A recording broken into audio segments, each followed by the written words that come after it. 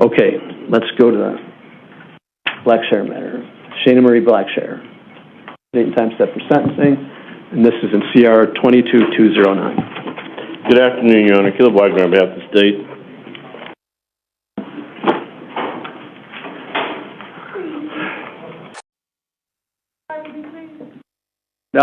No, come on out. This is the date and time set for sentencing. The records show the presence of the defendant. Our advisory counsel is here. And Mr. Wagner, are you appearing before the state? Yes. This is the date and time set for sentencing. Good. Excuse me, how you doing? No, I'm talking now. Okay. Listen to me. Is your true name and your complete name Shana Marie Blackshire? The court lacks jurisdiction over the subject matter. What is your date of birth? The court lacks jurisdiction over the subject matter. The court will accept the court, based upon a verdict by the guilty in this case. The court lacks jurisdiction over personal addiction. As a result of a jury trial, the court finds the defendant is guilty in CR 22209. Count 1, unlawful flight from a law enforcement vehicle, a Class 5 felony.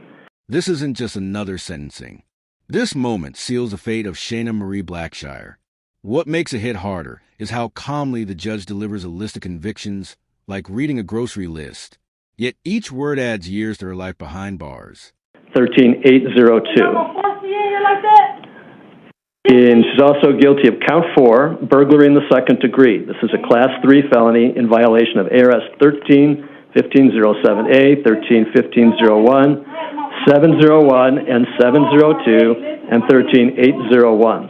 The date of the offense was on or about February 5th, 2022. Judgment of the court that she's guilty of count 5, resisting arrest, a Class 6 felony in violation of ARS 13-2508, A1, 13-701, 702, and 13-801. The date of the offense was on or about February 5, 2020.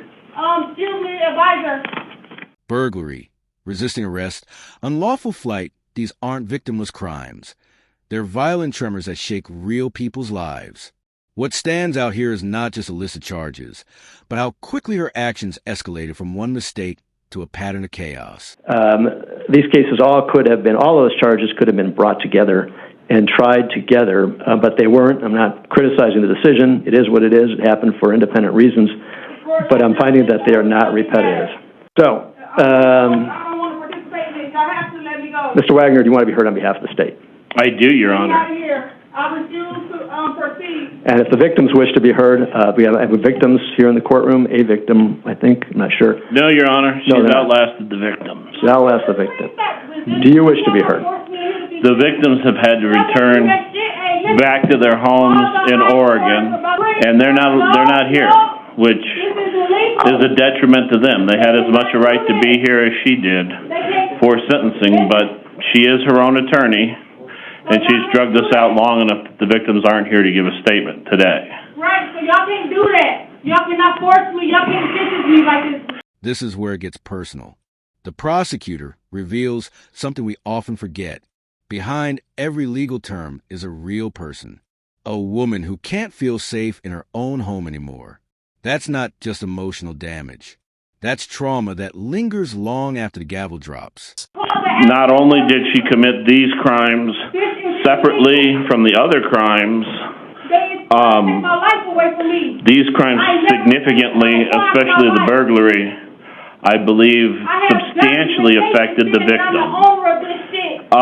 The victim, the owner of the property at Morning, yes, she was burglarized before. No real property was taken from there. As you heard, you sat through both trials.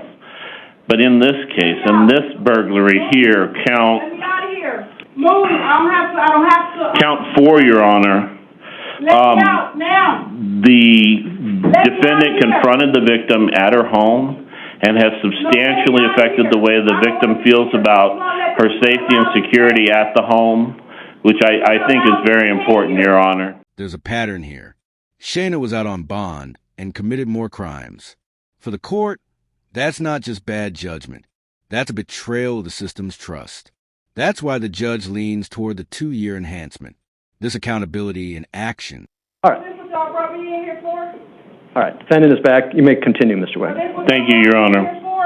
I would also point out to the court that count 1, the unlawful flight from law enforcement, I didn't run from no police. and count 5, the resisting arrest counts, are not in any way connected with the prior the 208 case.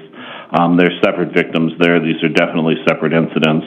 The state would argue that as well for count 4, the burglary, Your Honor. No, I'm not relaxing y'all in the legal The court lacks jurisdiction over the subject matter. Y'all don't have no right. If I could have just a second, Your Honor. I ain't never been fighting with y'all. What's the statutory reference to the 2-year enhancement? I can't remember that. It is, I'm sorry, Your Honor, it is 708D. And I don't know that I made that entirely clear, but it just, whatever the sentence, the court prescribes, each sentence gets a 2-year enhancement. Is that ARS 13-707? Yes, I'm sorry, ARS 13708. It's illegal. But not as to the misdemeanor, obviously. Not as to the misdemeanor. I concur with the misdemeanor.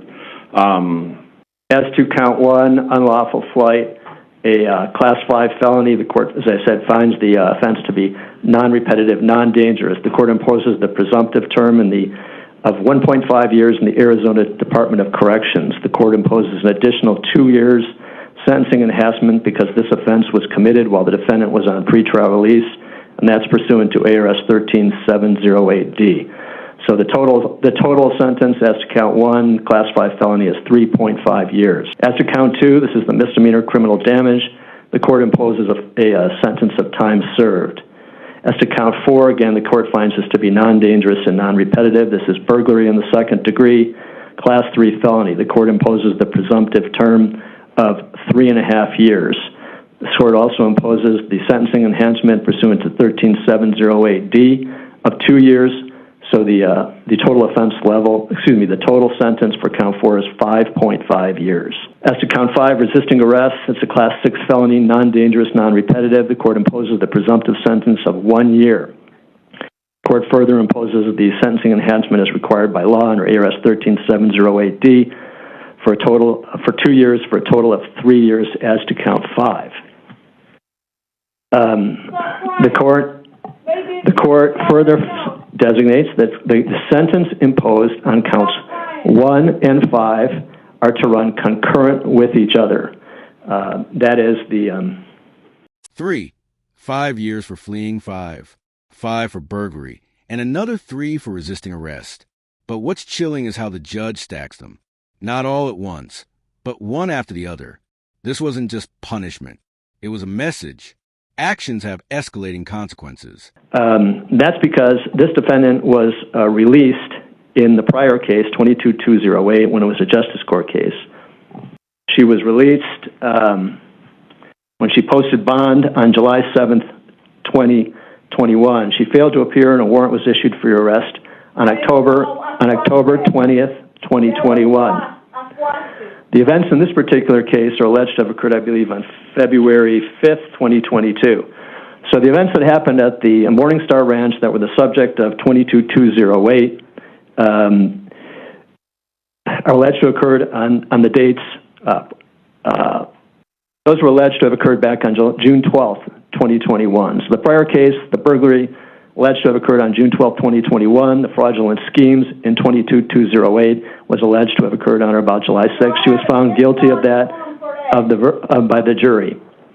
So she was charged with that case, released, went out and committed basically new offenses relating to the same properties. For those reasons, the court runs. The judge makes it clear she didn't just commit one crime. She layered offense after offense. And that's why the sentence from this case runs consecutively with her prior one. It's a rare moment of judicial clarity. This isn't about vengeance. It's about consequences building on top of each other. Did you wish to, well, I'm not going to ask you whether you wish to address the court. You've clearly indicated you're not capable of doing that and following the rules of the court. You have the right to appeal the judgment of the court. If you wish to appeal, you must file a written notice of your intent to appeal, and you must do that within 15 days of today's date. Otherwise, you will lose that right. Ms. Blackshear, do you wish the court to appoint an attorney to represent you on the appeal? No, he will not be representing you on the appeal. Do you wish to have an attorney appointed to represent you on the appeal? If you cannot afford to pay one, the court will pay the cost of an attorney to represent you on appeal. That will include the cost of the lawyer's legal fees and legal costs. You will not have to pay anything. Do you wish to have an attorney appointed to represent you on the appeal? No. Appeals are specialized actions, and Court of Appeals is very sticky with their rules. They're very strict, and this is a real specialty with someone who knows how to write good appeals. I met with you before when you were here before, and we met not in chambers, but in the holding cell area. It's all on the record, what I'm referring to, and I advised you that it really is in your best interest, I believe, to have a lawyer represent you on appeal, and you indicated at that time that you don't want a lawyer to represent you on appeal. I'd really encourage you to do it. I think it's in your best interest, but it's your choice. What's powerful here is the judge's tone. He's not angry. He's tired. Tired of trying to give someone chances when they won't even sign court documents or accept a lawyer. Sometimes the court does its job, but the person just won't meet it halfway.